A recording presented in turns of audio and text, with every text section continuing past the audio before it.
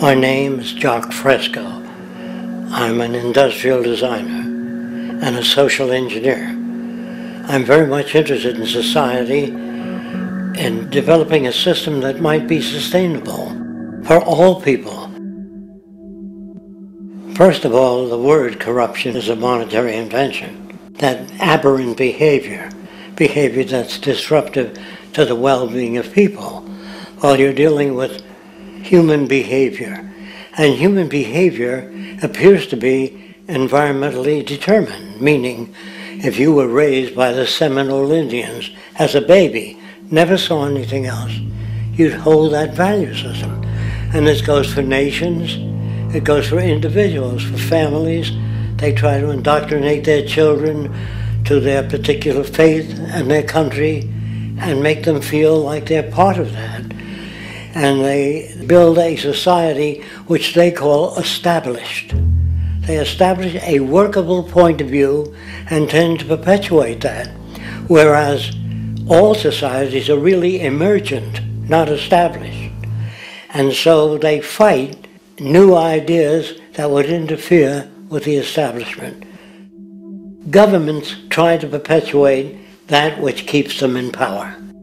People are not elected to political office to change things.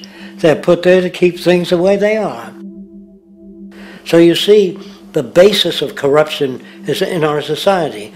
Let me make it clear. All nations then are basically corrupt because they tend to uphold existing institutions.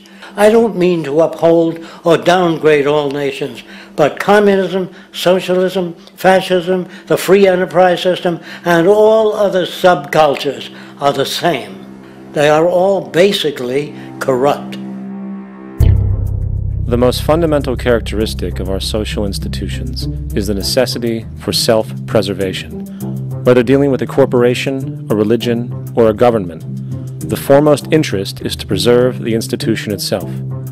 For instance, the last thing an oil company would ever want is the utilization of energy that was outside of its control, for it makes that company less relevant to society. Likewise, the Cold War and the collapse of the Soviet Union was, in reality, a way to preserve and perpetuate the established economic and global hegemony of the United States.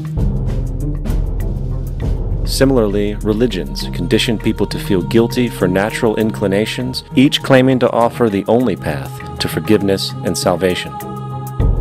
At the heart of this institutional self-preservation lies the monetary system, for it is money that provides the means for power and survival. Therefore, just as a poor person might be forced to steal in order to survive, it is a natural inclination to do whatever is needed to continue an institution's profitability. This makes it inherently difficult for profit-based institutions to change, for it puts in jeopardy not only the survival of large groups of people, but also the coveted materialistic lifestyles associated with affluence and power.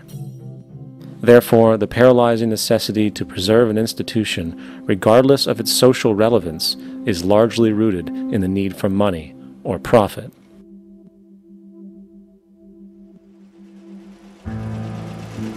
What's in it for me is why people think.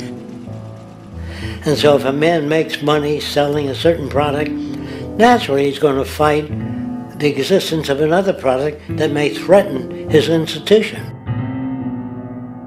Therefore, people cannot be fair, and people do not trust each other. A guy will come over to you and say, I got just the house you're looking for. He's a salesman. When a doctor says, I think your kidney has to come out, I don't know if he's trying to pay off a yacht or that my kidney has to come out. It's hard in a monetary system to trust people. If you came into my store and I said, this lamp that I've got is pretty good, but the lamp next door is much better, I wouldn't be in business very long. It wouldn't work. If I were ethical, it wouldn't work.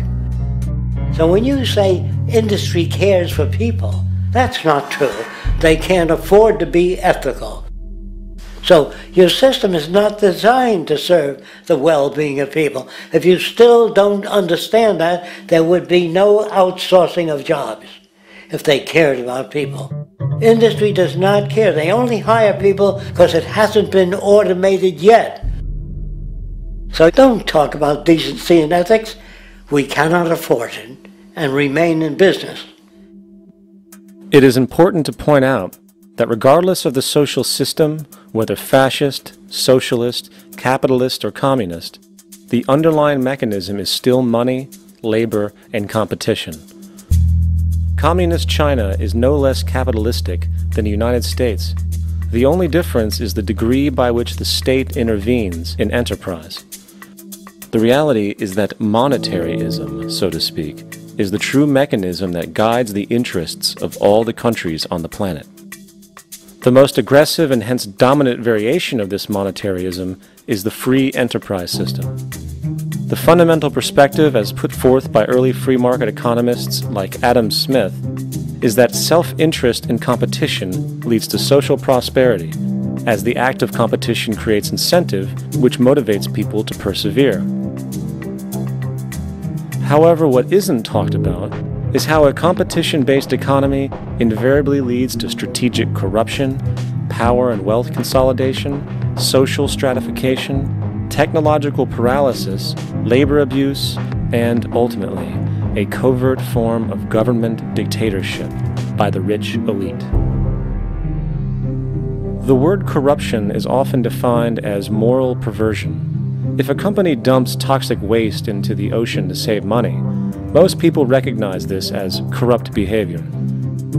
On a more subtle level, when Walmart moves into a small town and forces small businesses to shut down for they are unable to compete, a gray area emerges. For what exactly is Walmart doing wrong? Why should they care about mom-and-pop organizations they destroy? Yet, even more subtly, when a person gets fired from their job because a new machine has been created which can do the work for less money, people tend to just accept that as the way it is, not seeing the inherent corrupt inhumanity of such an action. Because the fact is, whether it is dumping toxic waste, having a monopoly enterprise, or downsizing the workforce, the motive is the same: profit. They are all different degrees of the same self-preserving mechanism which always puts the well-being of people second to monetary gain. Therefore, corruption is not some byproduct of monetaryism. It is the very foundation. And while most people acknowledge this tendency on one level or another, the majority remains naive as to the broad ramifications of having such a selfish mechanism as the guiding mentality in society. Internal documents show that after this company positively, absolutely knew that they had a medication that was infected with the AIDS virus, they took the product off the market in the U.S. and then they dumped it in France, Europe, Asia, and Latin America. The U.S. government allowed it to happen. The FDA allowed this to happen. And now the government is completely looking the other way. Thousands of innocent hemophiliacs have died from the AIDS virus. This company knew absolutely that it was infected with AIDS. They dumped it because they wanted to turn this disaster into a profit. So you see, you have built-in corruption. We're all chiseling off each other, and you can't expect decency and that sort of thing. And feeling that, they don't know who to elect.